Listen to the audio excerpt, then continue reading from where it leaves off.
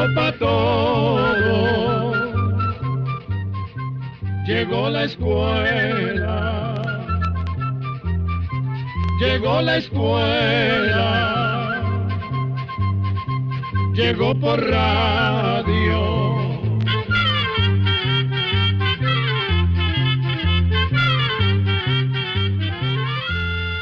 El Instituto Centroamericano de Extensión de la Cultura presenta su programa Oigamos la Respuesta. Compartiremos con ustedes las preguntas de nuestros oyentes y daremos las respuestas a sus inquietudes. Mándenos sus preguntas al apartado 2948-1000, San José, Costa Rica. También puede enviarnos sus preguntas al correo electrónico icq@icq.org o encuéntrenos en Facebook como Oigamos la Respuesta.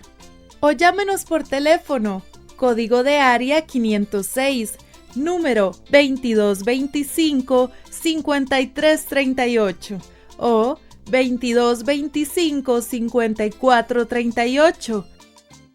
Las bibliotecas son lugares especiales donde se guardan libros. En la mayoría de los pueblos del mundo existen bibliotecas y una de las más antiguas y famosas es la Biblioteca de Alejandría, de la cual les vamos a hablar hoy. También les contaremos cómo se originó la escritura y la costumbre de guardar los escritos. En realidad no se sabe cuándo se inició la escritura. Probablemente fue cuando los hombres primitivos se dieron cuenta de que podían contar por medio de dibujos y figuras las cosas que ocurrían en su vida diaria. Los seres primitivos usaron dibujos para relatar parte de su historia, como la cacería del bisonte y del jabalí, que eran el principal alimento. Se cree que estos dibujos fueron hechos hace unos 20.000 años. Hoy en día se han descubierto algunos que se conservan en perfecto estado.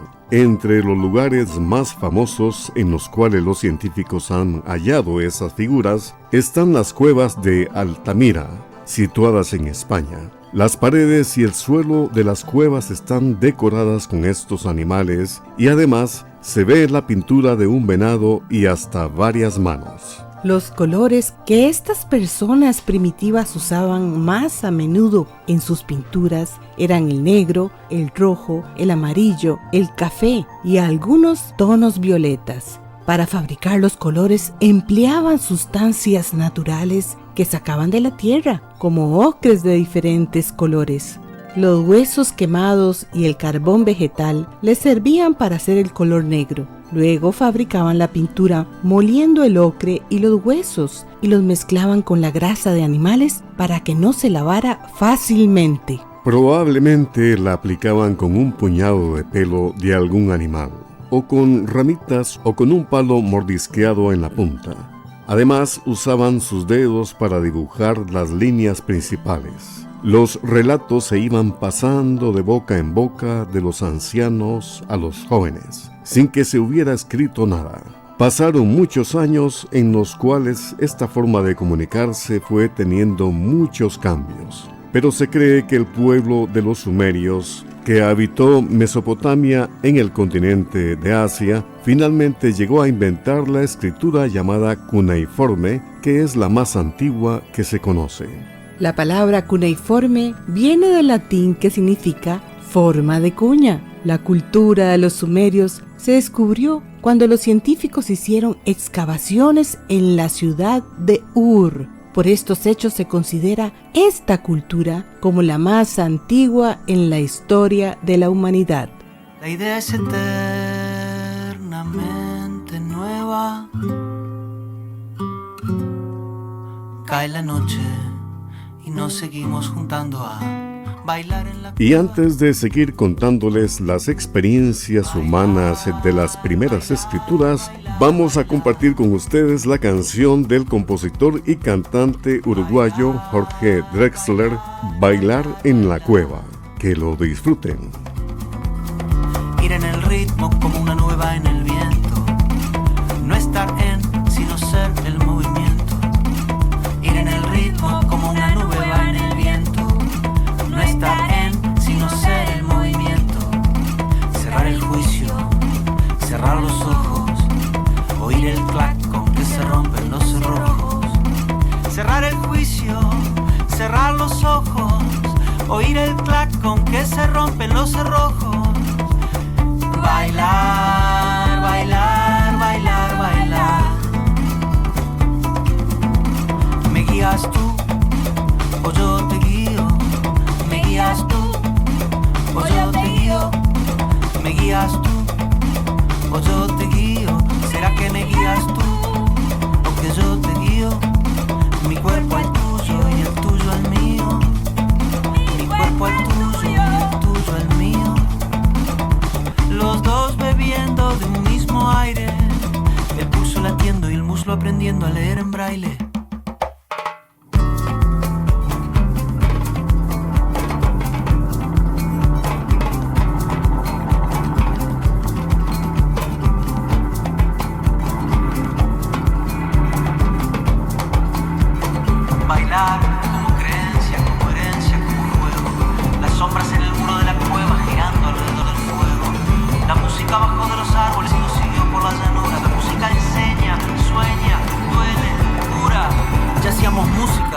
Antes de conocer la agricultura. La idea es eternamente nueva. Cae la noche y nos seguimos juntando a bailar en la cueva. Bailar en la cueva. Bailar en la cueva. Bailar en la cueva.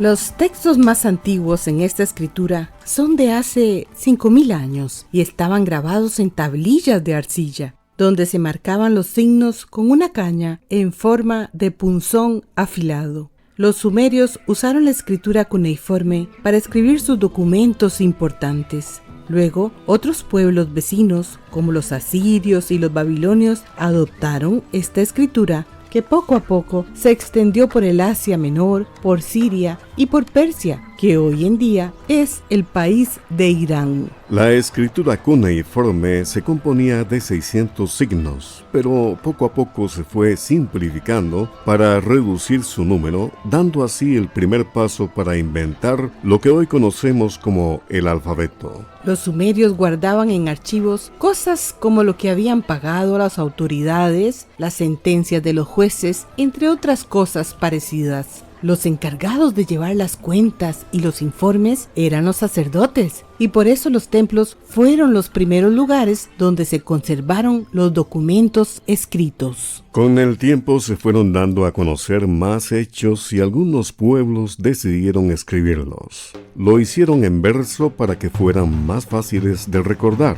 Estos textos se recitaban en las plazas públicas y la gente que los escuchaba los acompañaba con cantos y bailes. Conforme la escritura se fue dando a conocer, los reyes y los poderosos ordenaron que se grabaran leyendas contando las hazañas importantes que habían realizado durante su reinado. Los relatos se grabaron en monumentos, esculturas y hasta en objetos como vasijas y platos. Esto ayudó a que la escritura fuera saliendo de los templos, donde los sacerdotes eran los únicos que la conocían. Al pasar los años, los textos que contenían conocimientos de la ciencia de aquella época, así como las mitologías que tenían que ver con sus dioses y los hechos importantes de su historia, llegaron a ser la fuente de sabiduría de los pueblos.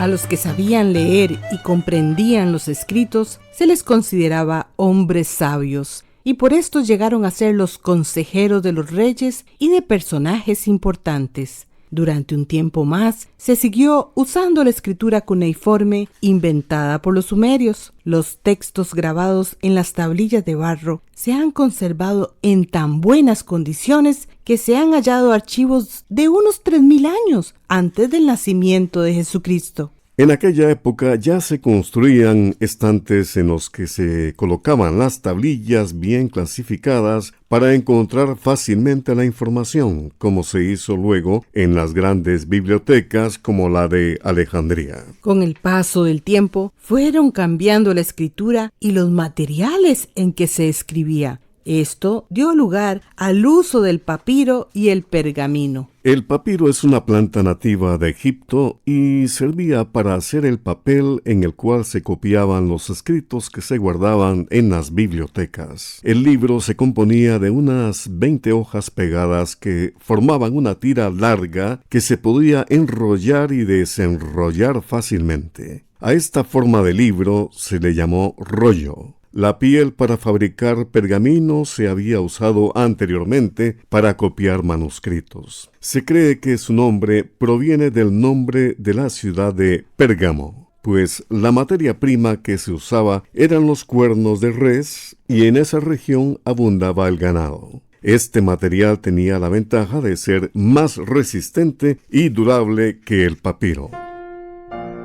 La Biblioteca de Alejandría fue la más famosa de la antigüedad. Se levantaba en la ciudad de Alejandría, que había sido fundada por Alejandro Magno en el año 331 a.C.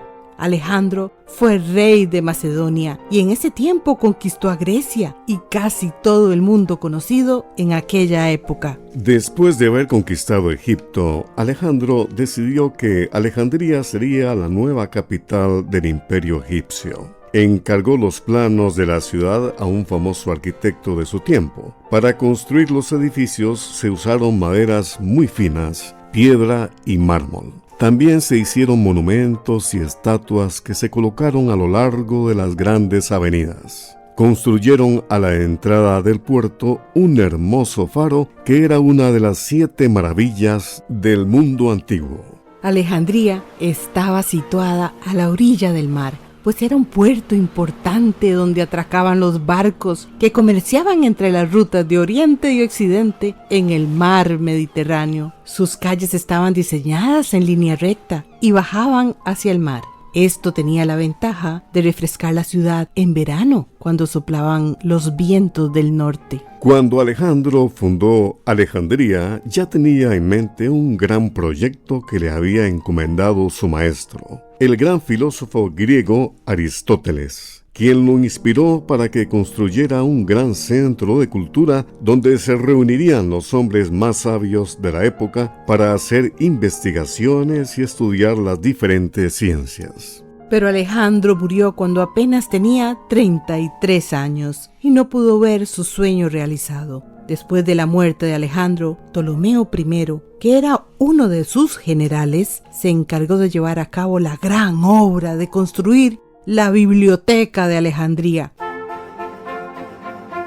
Ptolomeo había heredado la parte de Egipto conquistada por Alejandro y deseaba conservar el pensamiento griego en la cultura egipcia. Sin embargo, Ptolomeo murió antes de terminar la gran obra con que había soñado Alejandro. Entonces su hijo Ptolomeo Filadelfo, que fue su sucesor, se encargó de finalizar la obra y además conectó la biblioteca con el museo, que era considerado por los griegos como un lugar de inspiración. En el museo se reunían y se alojaban los poetas y todos los estudiosos, quienes no necesitaban preocuparse por problemas de ninguna clase, pues el gobierno egipcio cubría todas sus necesidades. Tenían todo el tiempo libre para dedicarse a la investigación, a la lectura y a la creación de obras literarias. El edificio del museo contaba con un corredor zaguán por el cual los sabios se paseaban conversando. Por otro lado, había una construcción en forma de media luna con asientos apoyados contra la pared, donde en ocasiones ellos se sentaban a hablar. Hacían sus comidas en un gran comedor. A estas comidas les llamaban simposium, que significa banquete. Eran muy importantes, pues allí se discutían temas sobre los estudios que se estaban realizando. Hoy en día se acostumbra a hacer simposios con el mismo propósito. Pero la mayor maravilla de Alejandría era su biblioteca, que fue como el cerebro del mundo conocido. Allí se investigó la historia del mundo, se estudió la relación que tenían todas las cosas entre sí y la maravillosa creación del universo.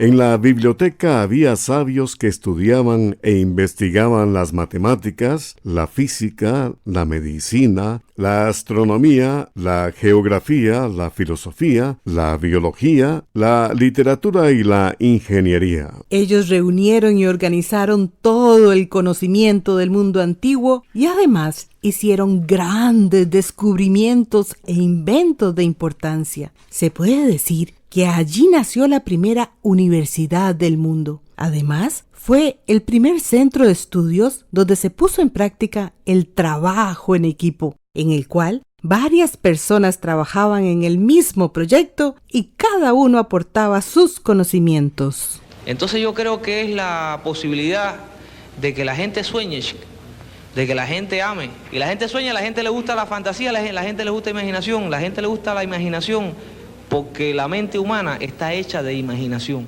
Y antes de seguir contándole las maravillas de la Biblioteca de Alejandría, queremos compartirles una canción de la banda cubana Buena Fe, junto con el cantautor también cubano Silvio Rodríguez, una canción titulada La Tempestad, que habla precisamente sobre el paso del tiempo y lo importante que es poder transmitir el conocimiento. Anegada la sabana, se hizo río el manantial, tanta lluvia que ha borrado los senderos.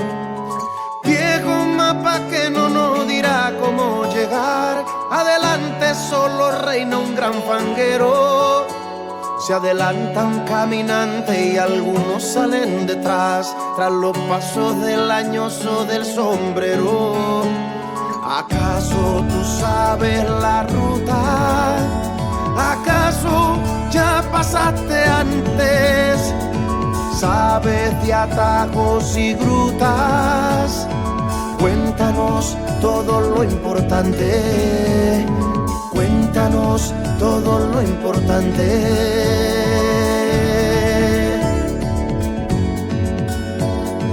Cuéntanos todo lo que sabes.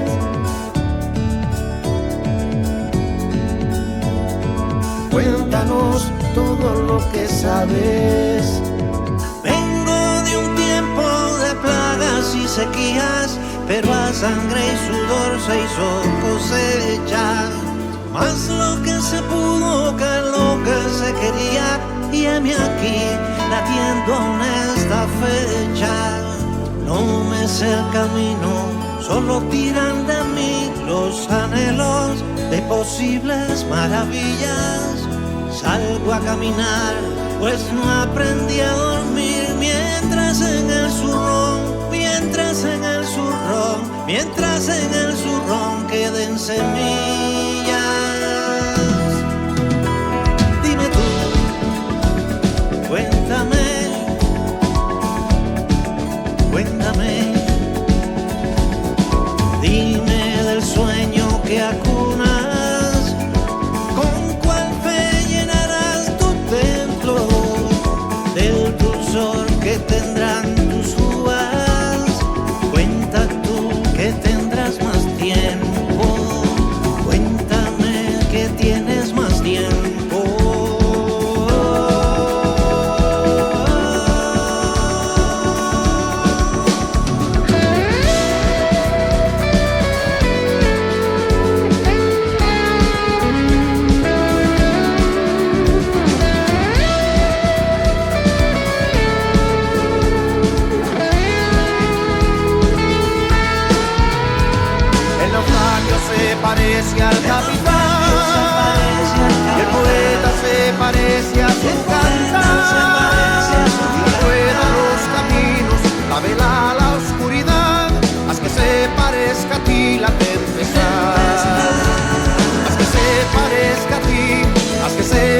parezca a ti, haz que se parezca a ti la tempestad. El naufragio se parece al capitán y el poeta se parece a quien canta. La rueda, los caminos, navega la oscuridad, haz que se parezca a ti la tempestad. Haz que se parezca a ti, haz que se parezca a ti, haz que se parezca a ti la tempestad. Haz que se parezca a ti, haz que se parezca a ti, haz que se parezca a ti la tempestad.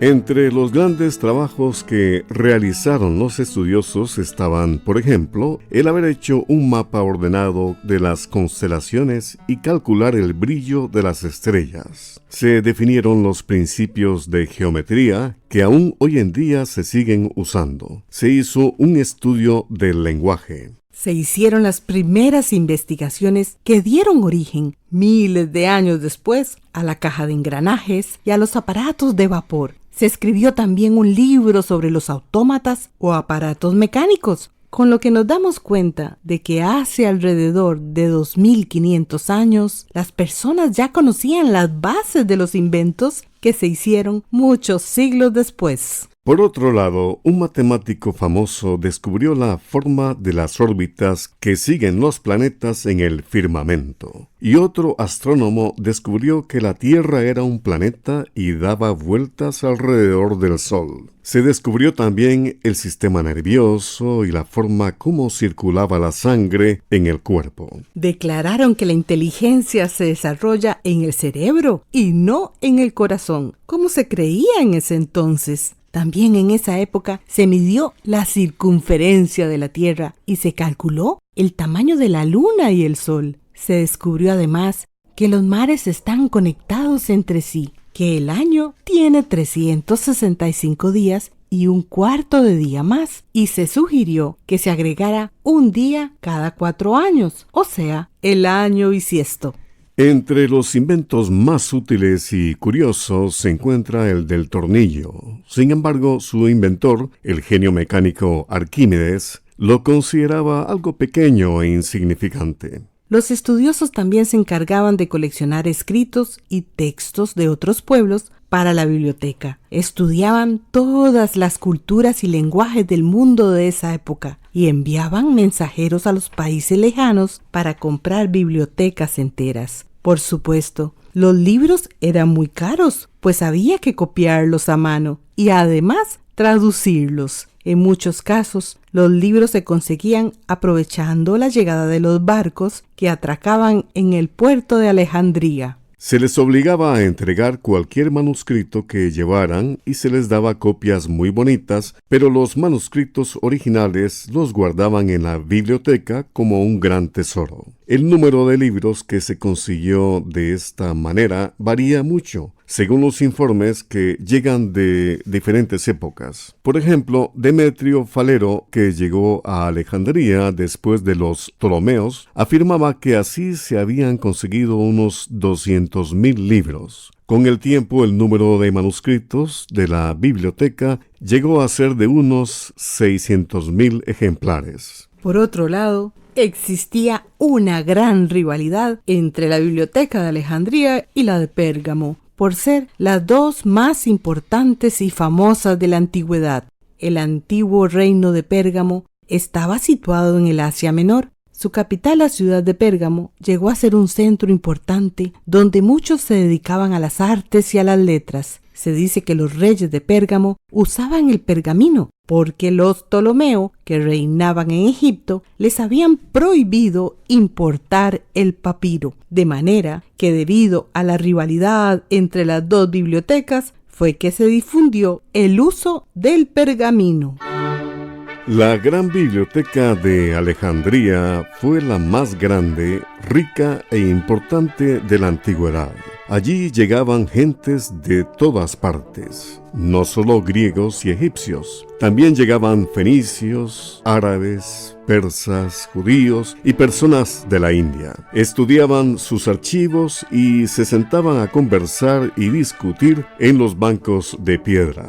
De manera que ellos no solo venían a buscar sabiduría, sino que aportaban sus propios conocimientos. Estos intercambios de ideas contribuyeron a enriquecer todas las culturas del mundo conocido en esa época.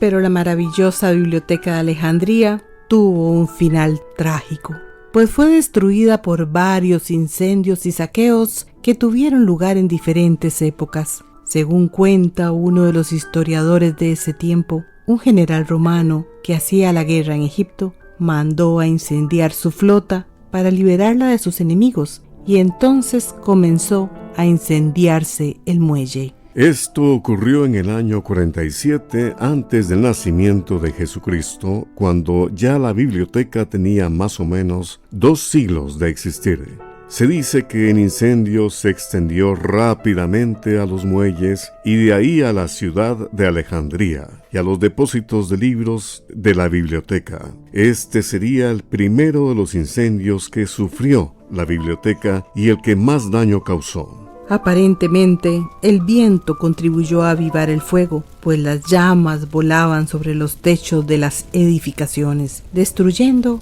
todo a su paso. Se dice que el fuego terminó con unos 400,000 rollos que habían sido acumulados por los Ptolomeo en más de 2 siglos. Según cuenta la historia, la biblioteca fue incendiada en 2 ocasiones más por orden de emperadores romanos y finalmente los antiguos persas destruyeron lo que quedaba de Alejandría, su hermosa biblioteca y otros monumentos. Por lo que se sabe, lo único que se salvó después de los incendios y saqueos a la biblioteca es lo que se encontró en la parte del sótano, unas tablillas de arcilla. A finales del siglo I a.C., otro general romano llamado Marco Antonio trató de reparar parte de la pérdida del primer incendio, regalándole a Cleopatra, reina de Egipto, unos 200,000 volúmenes que había sustraído de la biblioteca de Pérgamo. Estos se guardaron en otra parte de la gran biblioteca de Alejandría, conocida como la Biblioteca Hija. La biblioteca de Alejandría tuvo una época muy importante que duró 200 años. Durante ese tiempo se reunieron allí alrededor de 100 personas sabias de varios países vecinos y más allá de las fronteras de Egipto. Se puede considerar que casi todos los conocimientos de la humanidad se encontraban en la Biblioteca de Alejandría. Así se hizo realidad el sueño de Alejandro Magno y su maestro Aristóteles. Hoy concluyó el gran proyecto de reconstruir la famosa biblioteca destruida. Muchos países contribuyeron a realizar esta gran obra. Ellos quieren que la nueva biblioteca sea no solo el lugar donde estén depositados todos los conocimientos de la actualidad, sino también un centro que esté al servicio de la humanidad entera. La biblioteca es un centro moderno, organizado con todos los avances de la tecnología. Además, funciona como cualquier biblioteca pública, con grandes salas que cuentan con los más modernos servicios de comunicación, entre ellos los de Internet. De esta manera, todos nos podemos conectar a esta nueva biblioteca de Alejandría, desde cualquier lugar del mundo.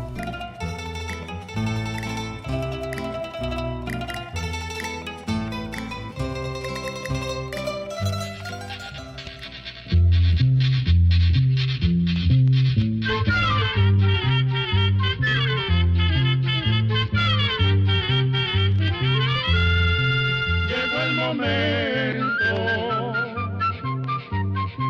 de despedirnos. Se va a la escuela, se va cantando.